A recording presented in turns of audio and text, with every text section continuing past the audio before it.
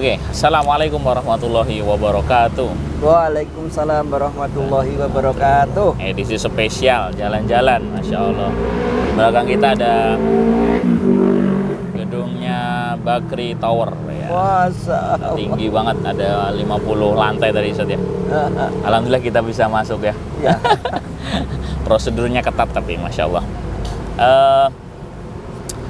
Kita akan menjawab beberapa pertanyaan subscriber yang dia sudah banyak bertanya ini Ustaz.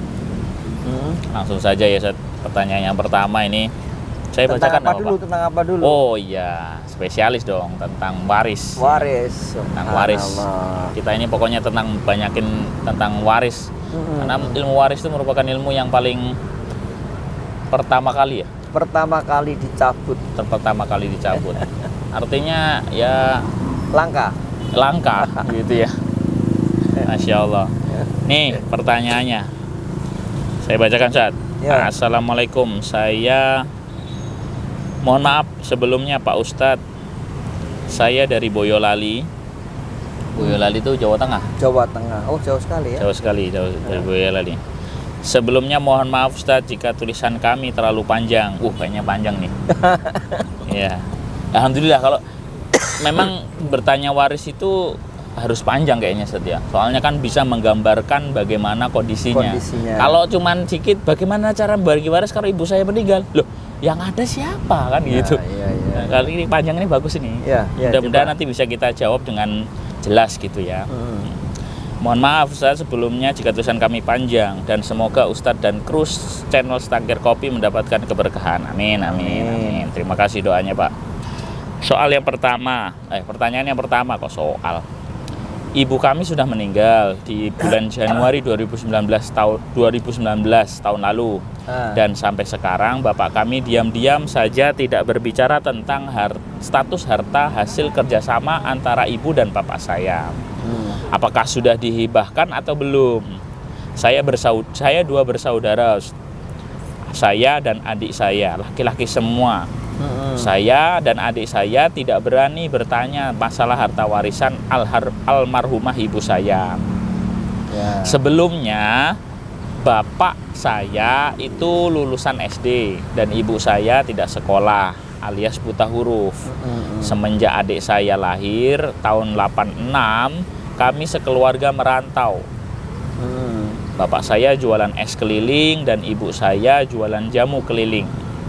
Sepertinya harta hasil jualan ibu itu dipegang oleh bapak saya dengan alasan ibu itu tidak bisa baca tulis. Jadi harta mereka bercampur menjadi satu. Jika ingin beli tanah, mau bikin rumah atau mau beli barang-barang seperti motor dan lain-lain, bapak yang menjalankan dengan alasan ibu tidak bisa baca tulis. Ya, artinya yang beli itu bapaknya ya. Koordinatornya bapaknya lah ya. Pemegang keuangannya bapaknya begitu Seth. Terus ada lagi nih. Bapak itu punya prinsip. Kan anaknya cuma 2, saya dan adik saya.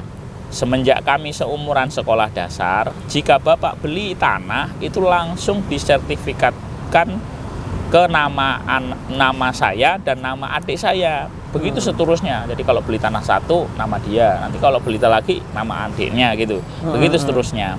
Kalau tidak salah bapak saya itu punya rumah 1 atas nama adik saya. Punya sawah 2 atas nama saya dan adik saya. Punya kebun 8 atas nama saya, adik dan bapak serta ibu. Jadi, sebatas yang baru saya ketahui itu aja. Tapi sampai sekarang bapak tidak pernah kasih tahu hartanya ada di mana saja. Nah ini pertanyaannya nih, masuk ke pertanyaan itu tadi penjelasannya saja. Yang ini masuk ke pertanyaannya, bagaimana apa yang harus saya lakukan Ustaz sebagai anak? Yang kedua, apakah bisa dianggap hibah karena atas ayah betul ya, sertifikat yang dibeli sama ayah dan ibu itu langsung diatasnamakan anak-anaknya gitu. Apakah itu sudah disebut sebagai hibah atau itu memang harta waris yang harus dibagikan secara hukum waris? Itu pertanyaannya. Pertama itu ya. Oh iya. Ini baru pertanyaan pertama. Oh ya betul, ini baru pertanyaan pertama. Nanti ada 3 pertanyaan ini, Masya Allah. Kita Baik. jawab dulu Ustaz ya. Jawab dulu ya. Bismillahirrahmanirrahim. Saudara kami dari Boyolali ya, Ya, Jawa Tengah. Jawa Tengah. Untuk pertanyaan nomor 1 ini ada beberapa poin ya Mas. Poin pertama, saya ingin menyampaikan tentang pentingnya kita memang berilmu. Berilmu apa saja? Ya. Kan Nabi SAW itu kan mengingatkan kita, siapa yang pengen man arodat dunia fa'alaihi bil ilmi. Siapa pengen dapatkan kebaikan, kehidupan dunia yang baik, harus dengan ilmu. Wa man aradal akhirah fa'alaihi bil ilmi. Kalau pengen akhirat juga Harus berilmu. harus pakai ilmu. Wa man aradahuma fa'alaihi bil ilmi. Kalau pengen keduanya Juga harus pakai ilmu. juga harus pakai Termasuk urusan waris, tentu gitu. Jadi Iya. kalau orang itu paham tentang waris, insya Allah nanti ke belakangnya mudah. Makanya penting kita harus belajar terus. Ya, itu satu. Ya. Terus yang Poin kedua, dari poin pertanyaan pertama tadi, itu memang ada kebiasaan di masyarakat kita itu, kadang-kadang hartanya orang tua tapi diatasnamakan anak. Nah, ini harus diperjelas dulu. Apakah hanya atas nama atau memang sudah hibah? Gitu. Kalau hibah kan biasanya ada ikrar. Ikrar hibah lah ya. Ya walaupun mungkin dengan lisan, kadang-kadang kalau anak kan lisan itu yang nama ini punya kamu, yang nama ini punya kamu, itu biasanya diikrarkan. Tapi kalau tidak ada ikrar, baik lisan ataupun tulisan. Berarti itu milik orang tua yang masih di atas namakan ke anak. Oh begitu. Jadi belum pindah, teman pinjam namanya aja lah biar gampang gitu. Belum hibah ya berarti. Belum. Tapi kalau beliau sudah mengikrarkan yang nama kamu punya kamu, Nah, yang nama ini punya adik kami. adiknya. Nah, itu berarti nanti jadi milik. Iya. Nah, jadi hibah. Kalau sudah hibah berarti tidak termasuk Harta waris. Iya. Tapi kalau belum diikrar, berarti masih harta orang tua. Iya. Nah, itu yang nomor 2 nih. Berarti ini maaf dibanding dulu Zat. Berarti yang karena ibunya sudah meninggal Zat, berarti nanti diperjelasnya ke bapak ya. Ya. Langsung ditanyakan dengan baik-baik. Pak, ini yang sertifikat nama tanah-tanah atau barang-barang yang sertifikatnya saya ini maksudnya apakah sudah dihibahkan ke saya atau belum gitu ya? Nah, diperjelas itu. Diperjelas ya. Tanya diperjelas sama orang tua. Tapi dengan cara yang baik lah. Ya tentu harus baik gitu Iya, ya. sama orang tua sendiri. Terus Zat, monggo. Terus yang ketiga, sekarang kalau bapak kerja, ibu kerja, terus dikelola bareng-bareng, duitnya campur nggak dipisah. Betul. Nah, itu yang sering kita sampaikan namanya harta bersama suami istri. Ya, gono gini ya. Ya, bapaknya jualan es tadi, ibunya jualan jamu. Nah, itu tetap dia sebagai harta bersama. Karena kan nggak dipisah nih. Nah, kalau ini dianggap sebagai harta yang bersama, kalau salah satunya wafat, dalam hal ini ibu sudah wafat duluan. Betul. Maka harta itu ditotal, semuanya didata, dikumpulin, nanti dibagi 2. Gitu. Dibagi 2. Dibagi 2 dulu. Iya. Berarti ini sebagian punyanya ayah, sebagian punyanya ibu. Oh. Dibagi dulu 2. Gitu 2. Nah, yang sebagian yang punya ayah berarti punya ayah.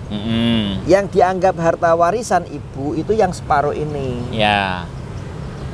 Ya, paham. Paham ya? Jadi yang separuh itu memang punya ayah, yang separuh ini punya ibu. Nah, karena ibu meninggal, harta ibu inilah yang menjadi harta waris. Nah, ya.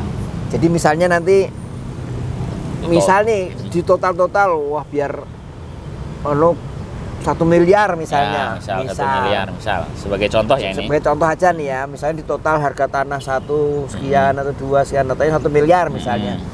Jadi yang 500 itu harta ayah, 500 harta ibu. Harta ibu. Nah, dari 500 juta itu dicari siapa ahli warisnya.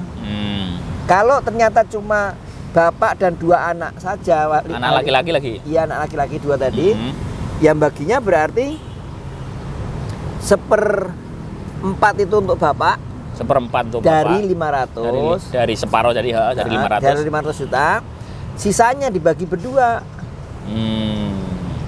Gitu. Kalau kan beliau kan nggak cerita yang lain nih, Iya. cuman yang disebut bapak sama anak 2 ya udah. Iya. Berarti bapak dapat 1/4, anaknya dapat setengah-setengah dari sisa Iya. 1/4 tadi. Kalau 500 1/4 itu 125. Ya 125 punya ayah, sisanya dibagi 2. Sisanya dibagi 2. Biasanya itu ada berapa itu? 375 ya, dibagi 2 sekitar 16 ya, 160 ya. Ya gitu. Oke. Oke, sih clear. Nah terus nanti yang punya ayah ya berarti punya ayah sendiri yang separuh tadi. Punyanya tuh 500 juta tambah 125. Sebentar Ustaz. Kalau ada kemungkinan nggak? Ini kan nggak dijelaskan ya ahli warisnya itu cuman ini. Apakah ada kemungkinan ahli waris lain Ustaz yang bisa dapat? Ya kalau mungkin Punya- aja. Kalau ibunya punya ibu, Ya makanya, iya bapak ibunya masih ada misalnya ada kemungkinan.